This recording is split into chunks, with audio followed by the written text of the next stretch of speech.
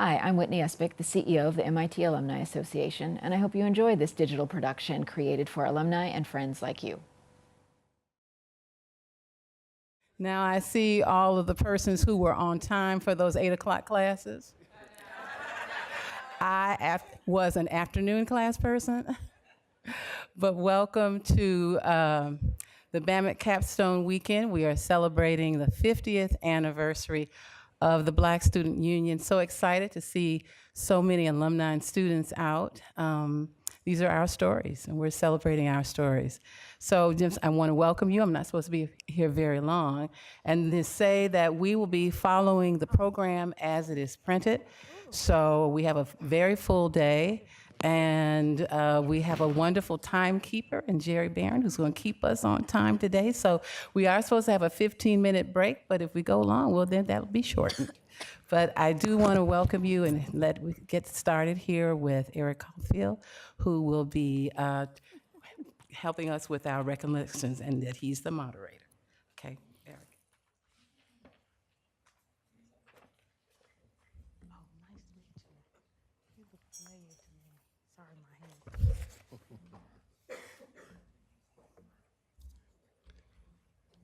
Good morning, everyone.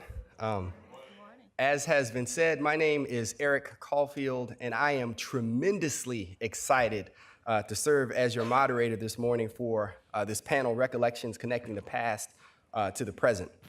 As a former co-chair back in 2001 of the BGSA, or the Black Graduate Student Association, which is the sibling organization for the BSU, I am deeply honored to have been invited to be a part of this historic conversation. As the president-select currently serving for the Alumni Association, it is always good to see large numbers of alumni coming together. But on this historic celebration, it does my heart good to gaze out upon such a sublime symphony of hues, a magnificently marvelous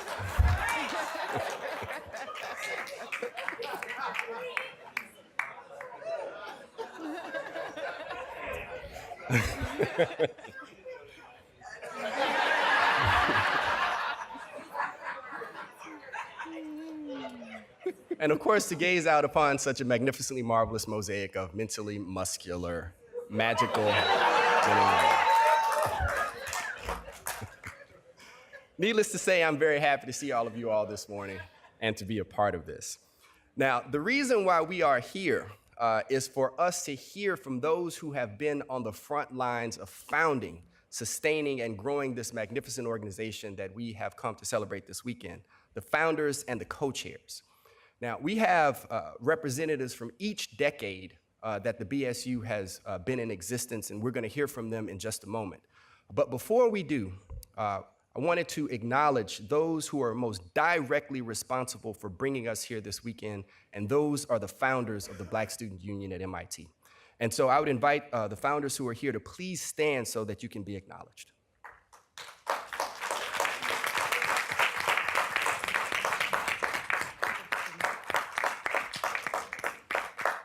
I'm sorry, founders, you have to get back up so that we can fully acknowledge you. The first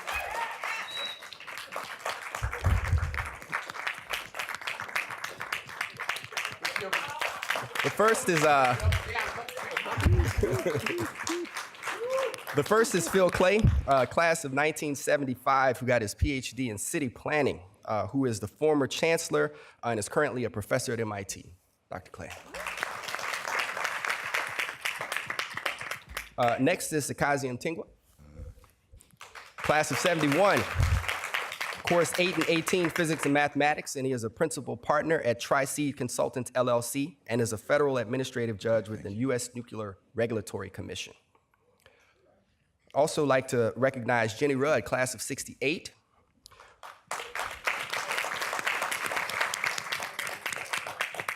Who is a practicing enterologist in East Orange, New Jersey, who majored in course 7 when she was a student. Others to be recognized are Linda Sharp, class of 1969, I don't know.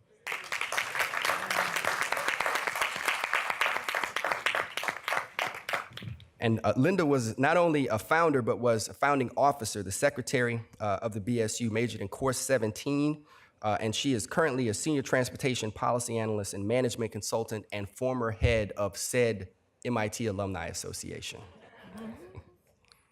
And our last founder is she who needs no introduction, Shirley Jackson, class of 68, who got her PhD in 1973 and was a physics major when she was here. And so Dr. Jackson, we acknowledge you as well. So those are our founders. Let's have a warm round of welcome.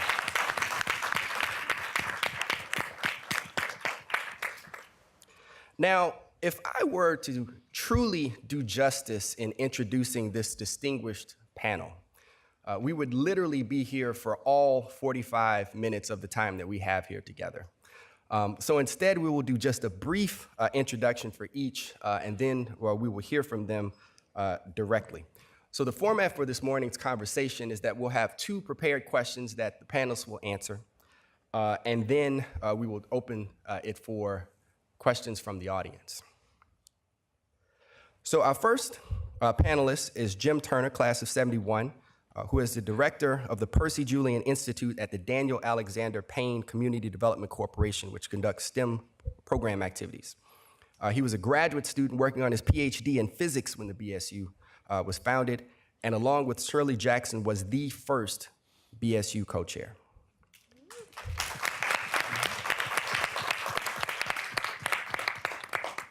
Our next panelist is Sam Denard, class of 74, who is a senior security engineer with Fortify, a division of Micro Focus, formerly Hewlett-Packard Enterprise, who was a course 2 mechanical engineering major and was co-chair from 1971 to 1973. Let's welcome Sam.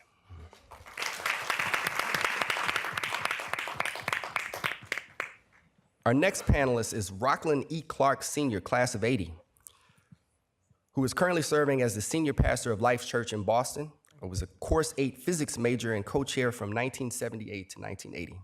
Pastor.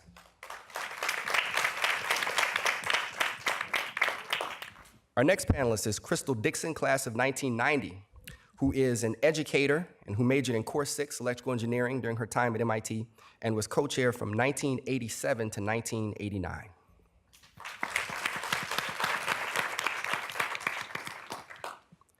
Our next panelist is Valarie Thomas, class of 1992, who is an educator and entrepreneur who majored in course 10 chemical engineering and was co-chair from 1990 to 1991.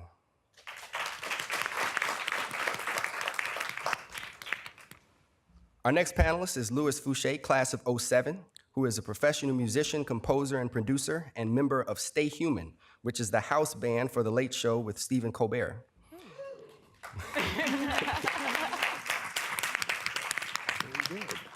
He was a course 8 and course 10 major in physics and chemical engineering when he was a student and was co-chair during all of 2004. Our next panelist is Naomi Dereje, who is in her junior year in course 2, mechanical engineering with a focus on product development, and she is one of the current co-chairs of the BSU. Let's have a warm round of welcome.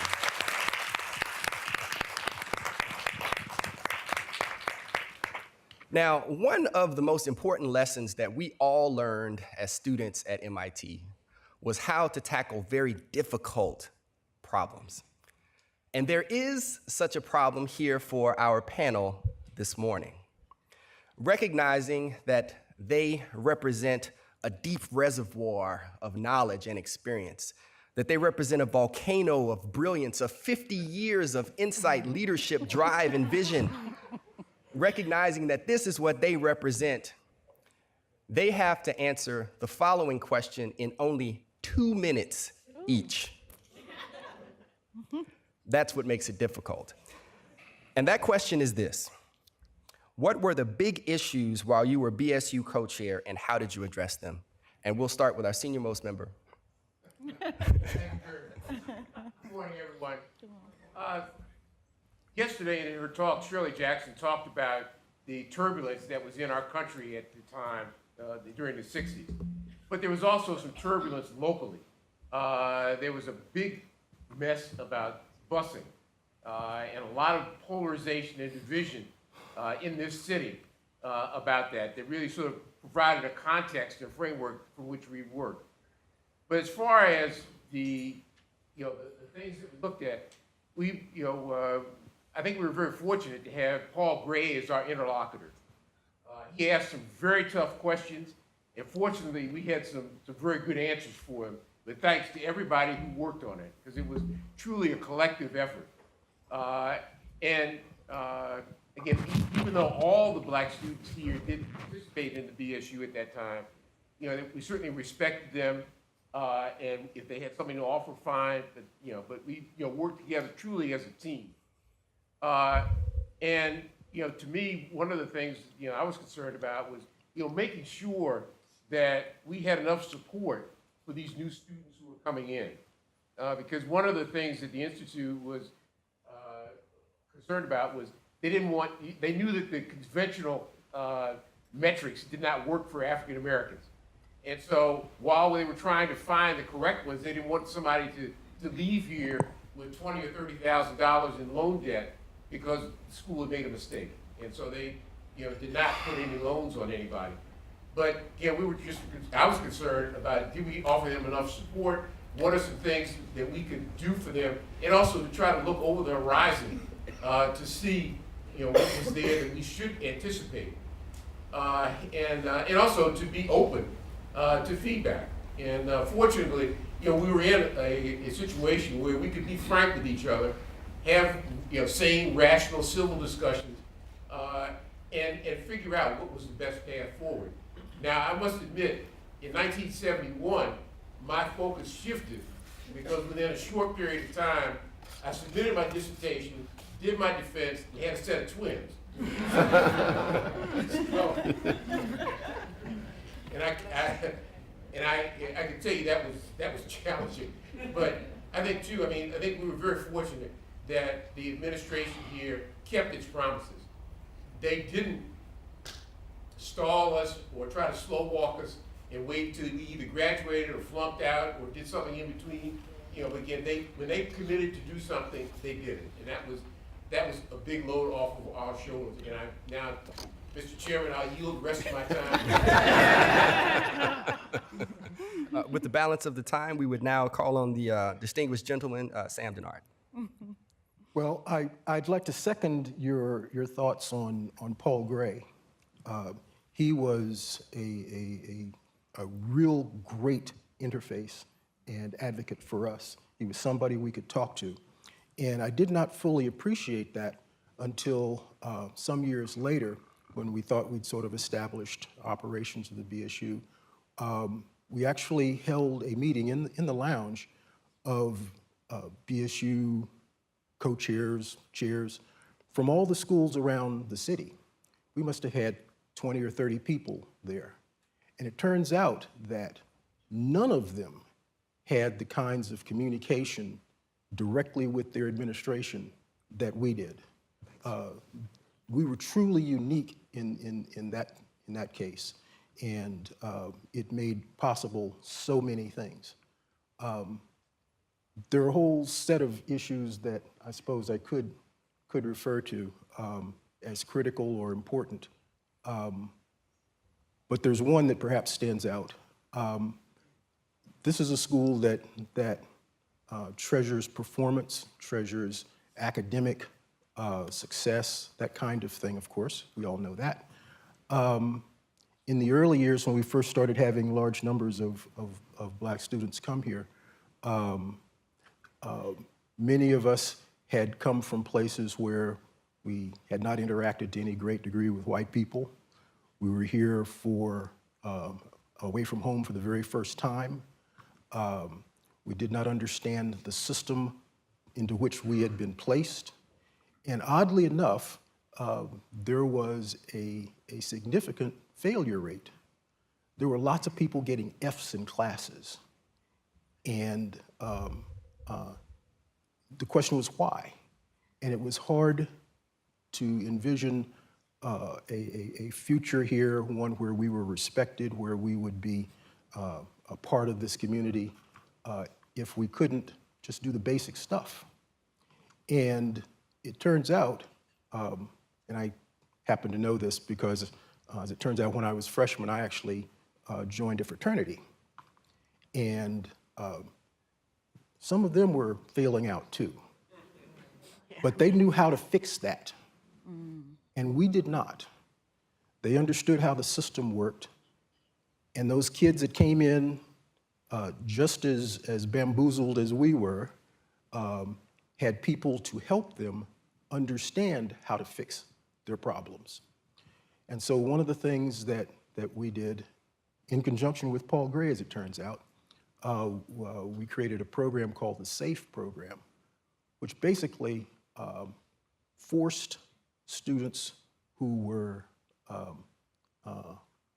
getting close to the end of a semester and not doing so well to communicate. We did that for 1 semester, and it was done through a Europe project, and members of the BSU were actually some of the workers in that project. Professors had to cooperate in that project. And of course, the actual grades and whatnot were all private. I mean, there are rules about that. But the real trick was that the workers who were carrying this out learned, this is what they do. When it gets close and you're in trouble, drop that class, okay? Don't get caught. There's always another semester. There's a way to fix this. And it was really through those workers that understanding of the system spread through the rest of our student body. And that program ran for 1 semester. It was thought to be a little onerous for professors and whatnot, and they didn't want it to go very much longer. But that 1 semester was enough to transmit the information and change the culture so that we understood the system a bit better. And those Fs went away. Okay. At that point, people weren't afraid, people weren't ashamed to go talk to a dean, people were more part of the system. And that was a big accomplishment. Thank So you. I'll stop there. And so for our panelists, thank you very much. I would remind them of the challenge that is before them, and that's why this is difficult. Next. Oh, you want me to? Okay, just to remind you, my name is Valarie, and I served as BSU co-chair my junior year.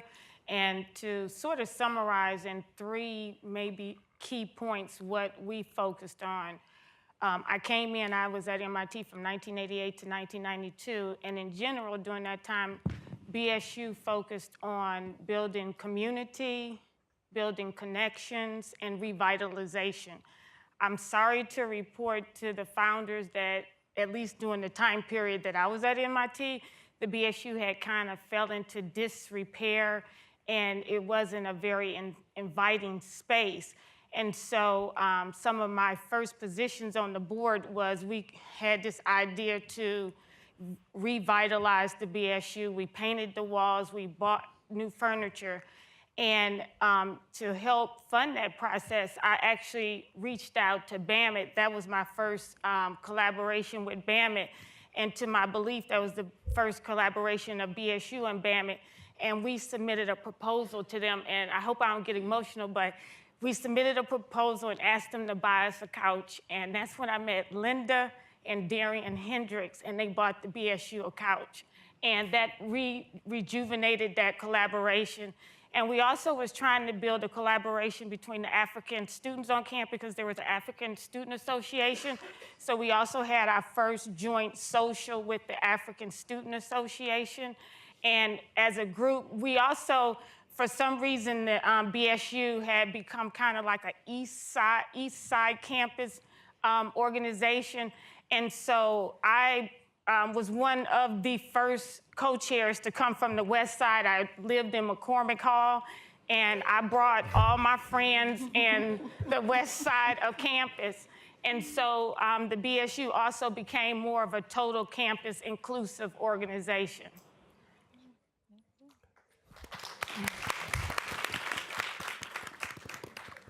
Sounds like there was some refounding that was happening as well. Next, we'll hear from Crystal Dixon, 87 to 89. Good morning. I guess one of the events that I remember quite vividly was a group of us, about 50 of us, sitting on 77 Mass Ave and with our signs and protest with the administration's plan changes to Project Interface. So they were planning to extend Project Interface into the fall. So it'd be a combined summer-fall program. I was so excited to be an activist that I called my dad. We were from Georgia. I called my dad. I said, I'm on the steps of MIT and we're protesting. And he said, if you don't get your narrow behind off those steps and go to somebody's classroom and get your work done. So I didn't quite get the pat on the back that I thought I would get.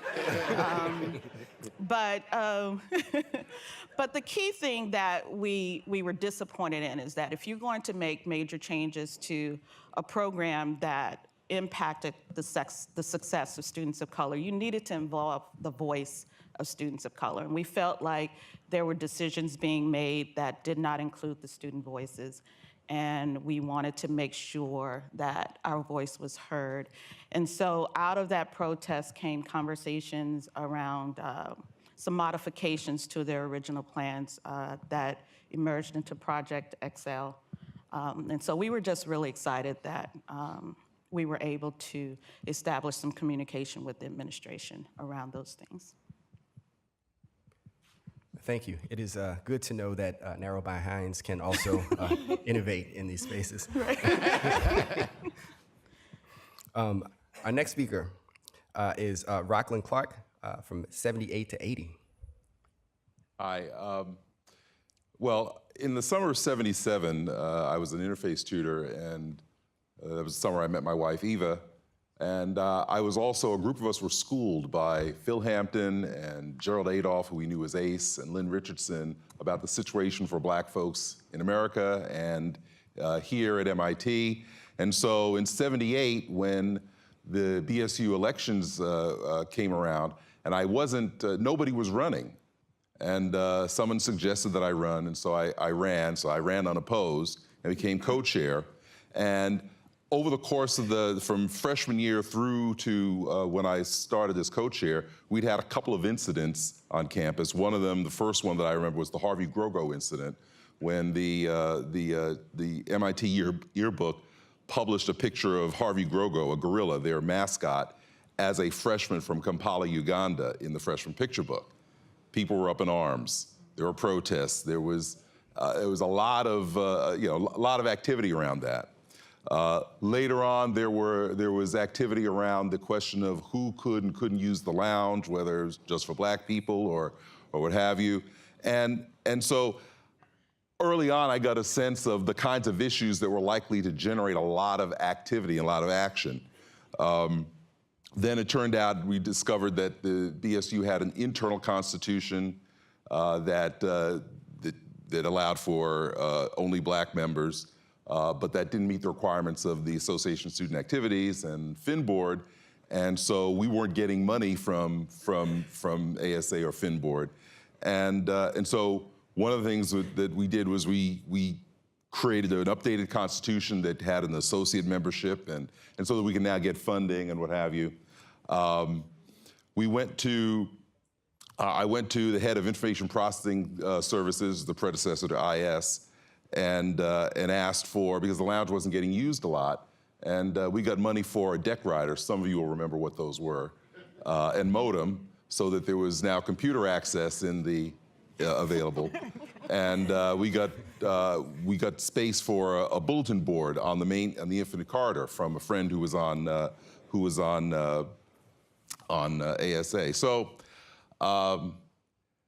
making use of resources that were available, but we were, because of mistrust of the administration and sort of a general attitude, there were resources we weren't taking advantage of, and that's one of the important things that I think was important we needed to do more of.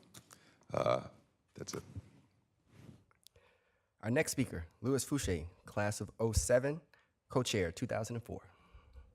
Hi, everybody. I'm very happy to be here and honored to be on this panel with the literal entire history of the BSU. So I'm going to try to be as quick as possible. I tried to focus on a lot of things having to do with culture and connectivity on campus. We also had some political action initiatives as well, but since I have 2 minutes, I won't focus on that. But when I came to MIT, I had gone to Xavier University of Louisiana for a year. A historically black college in New Orleans, Louisiana. And then when I came up to MIT, like I knew what to expect. It's like, okay, it's not going to be the same kind of environment.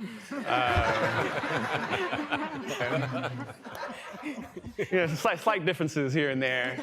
But I felt like the BSU, I immediately gravitated toward it, and I was hoping like, wow, if we can build some community here, build some like cultural traditions and everything, that would be awesome. Because at the point, similar to what was said before, the BSU was sort of in a lull, I felt like, when we came in. There wasn't really much going on. The lounge was, again, falling into disrepair, and people weren't really hanging out.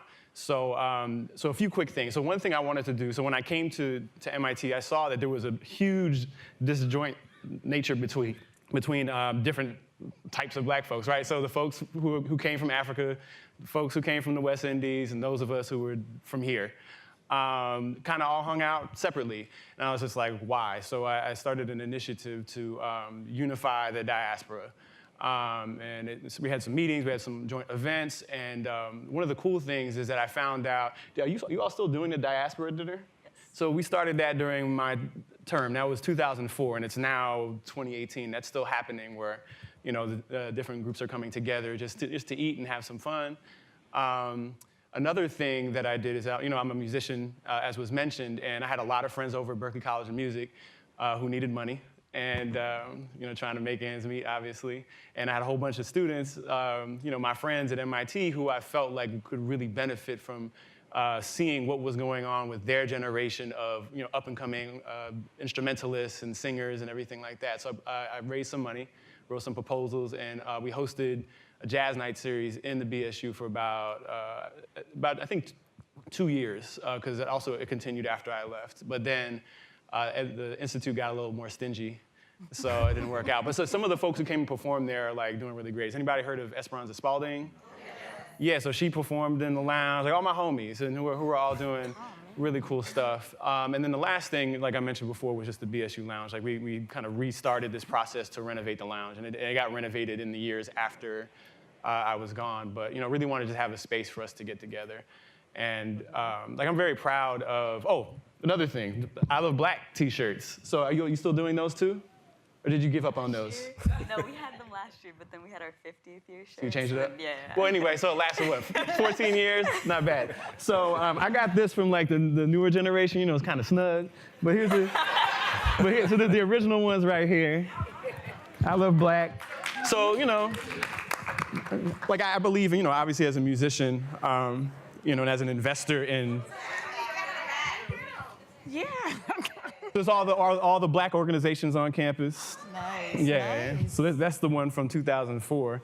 But I feel like if you invest in culture, like you're not just investing in the now. You're investing in, the future. And to be here, in 2018, and to see stuff that I just thought up, 14 years ago, that I thought might be cool. And the whole e-board, like we came up with this T-shirt, and to see like that it lasted as long as it did, and like to see the ripple effect of the diaspora dinner is really cool, and I hope for another 50 years of traditions. Yeah. Mm-hmm. I suspect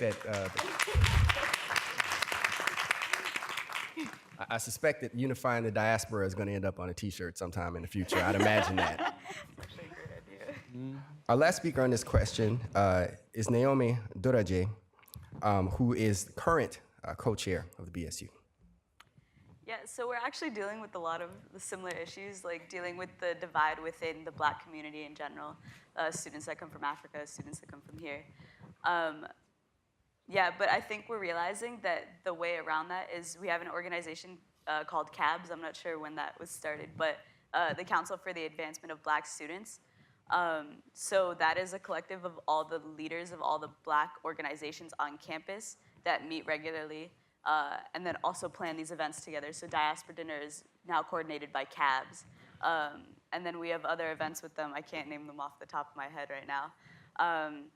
But yeah, so realizing that maybe not all students want to be considered just straight Black, but they want to have their own identifiers.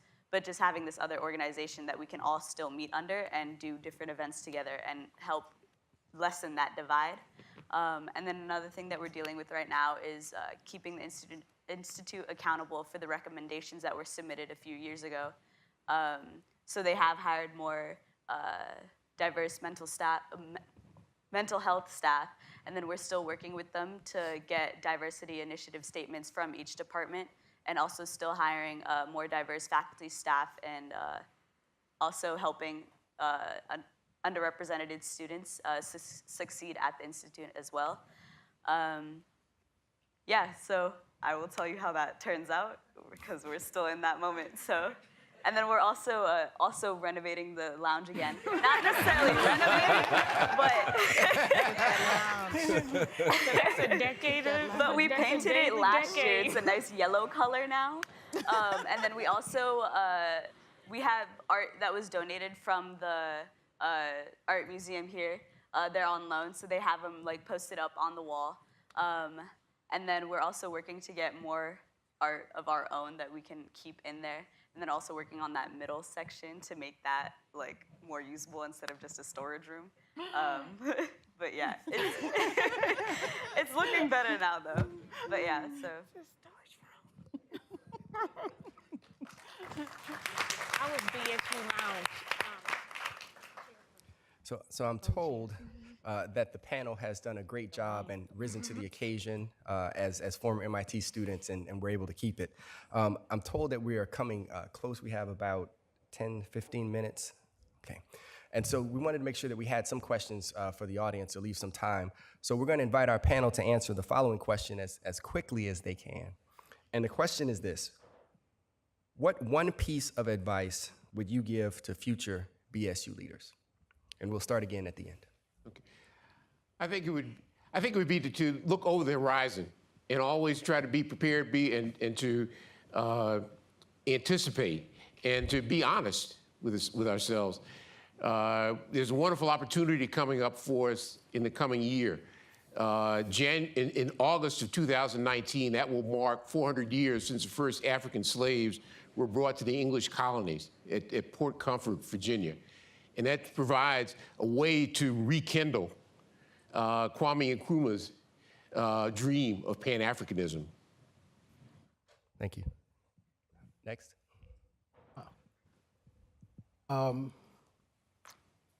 If anything, I suppose I would recommend that you treat the members here, the people here, as an extraordinary resource.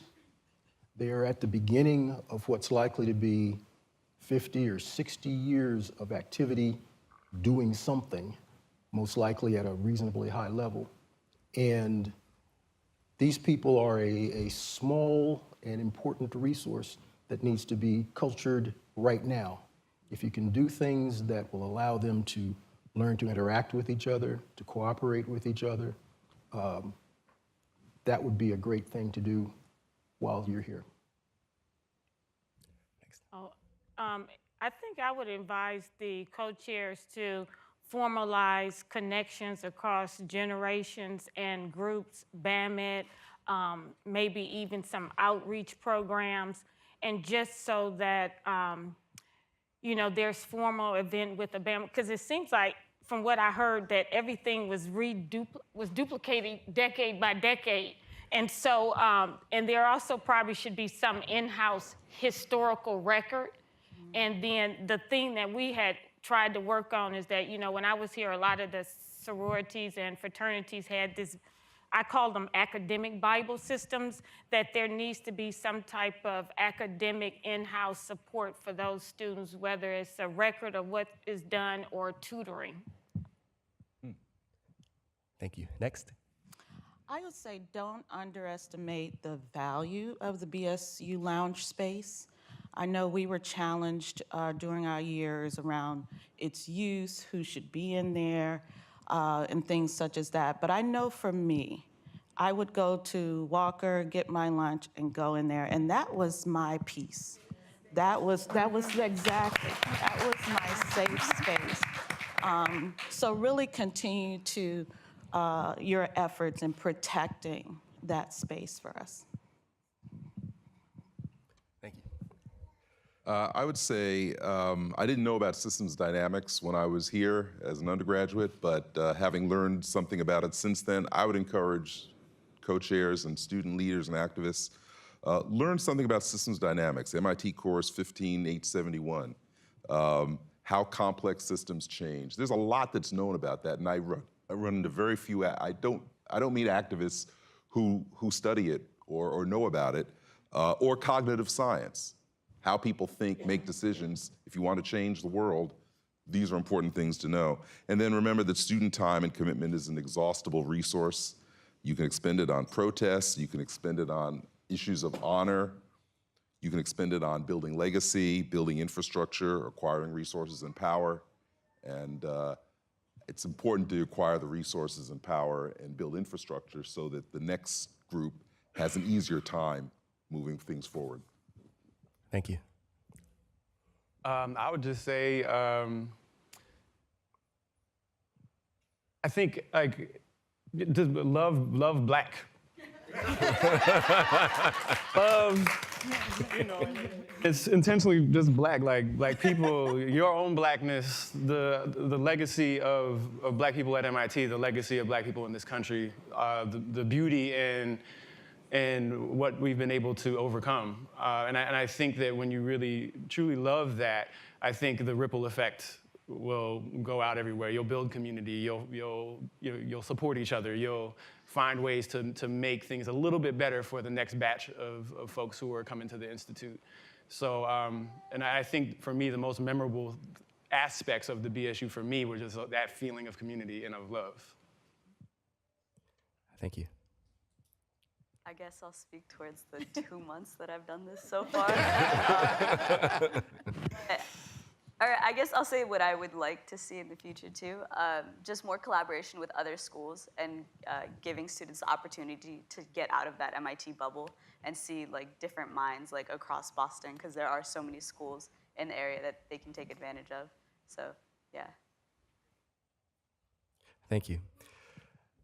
Now, I guess the one thing that I would add, having listened to this wonderful, deep, and insightful historical perspective, the only advice, and no one asked me as the moderator, but I feel it would be important to add this, is for future generations to invest in a maintenance fund for the BSU Lounge.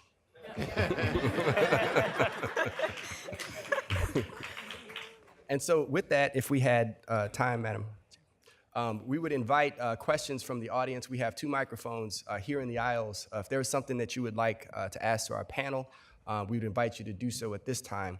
Also recognizing that there is a lunch later where you'll have an opportunity to not only speak with our panel, but also our founders as well. So the floor is now open for questions. This isn't for short people. Oh, okay. I just had a comment, especially for you original founders, to know that what you did worked. I came in 1980, just like blown away like everybody else. But the BSU did have like I think it was a tutorial program, and the notes. We started keeping our problem sets in notes. And what I noticed is, yeah, those frat boys that I was in lab with, they had a resource. And so that is how they survived. But I wasn't alone, because I was like, well, I have the BSU. And so if it wasn't the tutors from the BSU, I could always go and find problem sets and stuff. And so I had support. I didn't come here like I had nothing. And so what you built made a huge difference, because I'm not sure if I would have made it without the BSU. But in addition to that, I had Alpha Kappa Alpha. And I pledged. So now I had a combination of my social life and my academic life. And what I would add is, as you bring groups together, do not forget about the power of the fraternities and sororities, because we went across the city. My sorority, you know, was MIT, Wellesley, and Harvard, but we united with the other city chapters, as did the frat guys and the Deltas also. So if you start uniting the heads of those organizations, along with this African group that you're bringing together, you'll bring together all of us. Because believe it or not, I thought I was the cool person here, and I thought everybody else was nerds. But I know, it's ridiculous. But so for some reason, we Black people think we're different. And so I'm over here, and they're doing stuff over there. But if you bring together the heads that can flow the information down to their groups, that we are all one, when you have an event or a party, you're gonna draw from everyone. So instead of the separatism I had in my head about the BSU, you could work to bring it together for the people and touch everyone, because it was a great thing you started, and it saved a lot of us, including myself. So thank you. Thank you. All right, we'll go to this side. Thank you for your remarks that you shared. The question I have, just to ask in terms of what was the most frequent opportunity that you heard coming from the students in terms of the BSU's impact with them? And conversely, what was the most frequent kind of problems or challenge that you heard coming from students there? And we would invite our panel to be concise and pointed in their responses. One thing that there was a problem that I observed while I was a co-chair is the blacker than thou attitude. The folks who are black, right? And then looking down the noses of the folks who they didn't think were as down as they were. And then the folks who were ostracized in that way, feeling like, well, I don't need you, I'm not, later for you. That was a problem. Let me amplify that. That was exactly a problem. We used to call that, some people used to call it being bougie, okay? We solved that problem one meeting when it became vocal during the meeting, this one, no, not that one kind of thing. And in typical MIT fashion, we went and gathered some evidence. We literally took that 2-week period between meetings and spoke to every person on campus, even the ones over in McGregor that wouldn't come talk to us. Went and faced them down, okay? It turns out that every Black person on campus was doing something according to their own lights. There were people who were getting up at 4 in the morning and going down to, Roxbury, and tutoring kids. There were people in the tutoring program. We took a head count. Everybody on campus was doing something. And we, of course, reported that at the next meeting. Nobody had any excuses anymore, okay? We ended that one. Mm-hmm. So we'll go to this side. I have 2 questions, I guess I should say. My name's Richard Turner, class of 95. And some of the things that I remember from back then is we had a Thanksgiving dinner. The Thanksgiving, I'm from New Orleans, and a Thanksgiving dinner was life. And one of the years, I think it was maybe 94, Zana and I were here, and there was a blizzard, and BSU was being run by people from Boston, and they decided, we don't need to have the Thanksgiving dinner, which ended up being a problem from people who were not from the area and who could not go home. So I was wondering, and I have 2 questions, so I'm gonna ask this first, but I was wondering, do y'all still do that tradition? Do y'all have a Thanksgiving dinner so that, and I mean, not just her, but did they do that, during your years? So that tradition is continuing?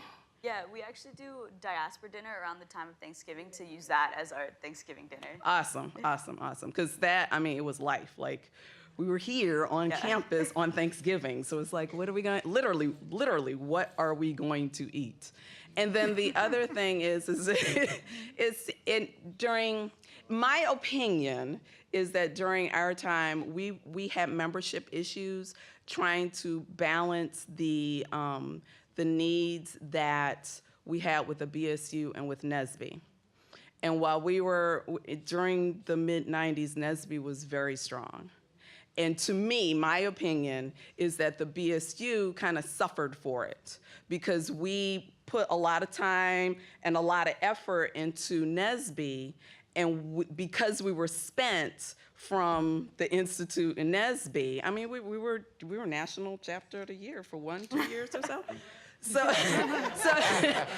So we put a lot of time and effort into that, and I think because of that, BSU kind of suffered while we were here because we gave it our leftovers. We gave it our leftovers, and so I was wondering, have y'all, not to disrespect the generations that came before us, but I was just wondering, did y'all experience and are y'all currently experiencing like balancing issues between NSBE, BSU, and some of the other different groups that we have on campus? I'd like to comment on that. Yeah, and I would too. There was a time when the only organization on campus for Black folks was the BSU. Right, right. At least during the time when I was talking with people, that was considered to be a long-term weakness. Essentially, it was one tap root, and if you want that tree to grow and last, it needs to be broad. It needs to grab the ground everywhere. So actually, we were trying to get people interested in other things. It worked. The gospel choir, NSBE, whatever people were interested in, we wanted roots and contact points everywhere. So I don't view that as a weakness. I view that as a strength. And let me just say too, Carl Reed is an MIT person. And so it might be good to have some of that discussion with him. And I think too, they do encourage a lot of autonomy and independence, as you know, and they do a heck of a job, as does the BSU. So I mean, I think it's a wealth of blessings that we have as opposed to the opposite. I was just going to comment, that's like a broader problem that persists throughout life, trying to figure out, how do you manage multiple organizations? And I know when I was co-chair, something that I tried to foster, and I still do in all my activities, is be extremely grateful for whatever people do, build teams, and make parsable tasks such that they can do it within a 15, 20-minute window. And I think that makes it somewhat successful because when BSU and NSBE and also Dereje, when I was on campus, coexisted because we did a good job at building a web of activity of people. And we didn't downgrade people if they were the NSBE, that was their champion organization, or if Dereje, but what we tried to make sure is that all of these organizations had people who wanted to be involved and that was willing to champion the organizations. And so it looks like we are running just about close to the next session, and so I'm going to apologize. 30 seconds? 30 seconds? Okay. First of all, two things. First of all, I would like to thank everyone here and all those involved for remembering us. Secondly, I'd like to thank all those here and for all those involved for taking the BSU to heights that we probably couldn't even imagine in the days that we were in our, coming forth as little hatchlings out of the egg. So thank you all very much.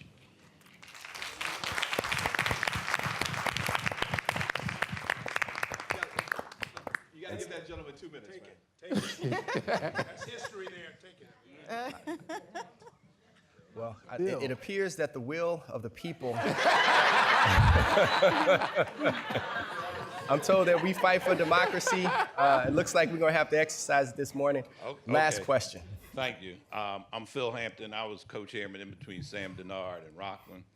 A couple things of history. First, it's usually the activists and the fraternities don't get along, but the first fraternity here, which was Kappa Alpha Psi, was founded by the top three officers of the BSU. So there's never been a conflict between sororities, fraternities, and Black Student Union. Second thing, you should always make sure that you are totally integrated in MIT. As much of an activist as I was also chair of Fin Board. So we didn't have that problem. I was chair of Fin Board. And actually, the year I was chair of Fin Board, the president of the Student Government Association was African American, Lee Allen. So we got to spend white folks' money like big fun. It was big fun spending their money, right? So, I mean, so that's the thing. And the other thing is what Sam said about the BSU being an expansive organization. During the 70s, it was a time when we tried to start organizations in every group, in every department. Black double E's, black chemies, and everything else. Because like Sam said, you know, and almost every co-chairman of the BSU, if you're not off the charts militant, someone says you're a CIA agent. I had that said about me, that, you know, I had given in to, you know, I was too close to Paul Gray. I listened too much to Paul. I agreed with the admissions office on, you know, when they had statistics of saying that if you had less than X, you had a 10% chance of being successful here. My attitude was, why would we bring somebody like that in here? It did a disservice to those of us here. It did a disservice to MIT and to the individual. But yet, you know, so all this stuff about who's black and who's blacker and who's blackest is hopefully that's gone and will stay gone, because it's been in various times, and like Sam said, everybody was bougie, but he's more bougie than I am, right? So, and again, MIT, you know, you don't realize how great of a place MIT was until you leave it and talk to other black students who went to similar schools. Because, you know, I never thought when I was here that I'd be a cheerleader for MIT, but I am, and it's so great just to see everybody. And on that note, let's give one last round of applause for our distinguished panel.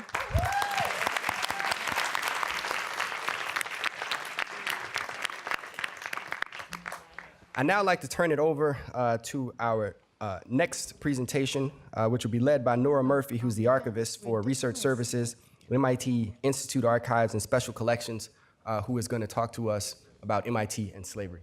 Nora. Thanks for joining us. And for more information on how to connect with the MIT Alumni Association, please visit our website.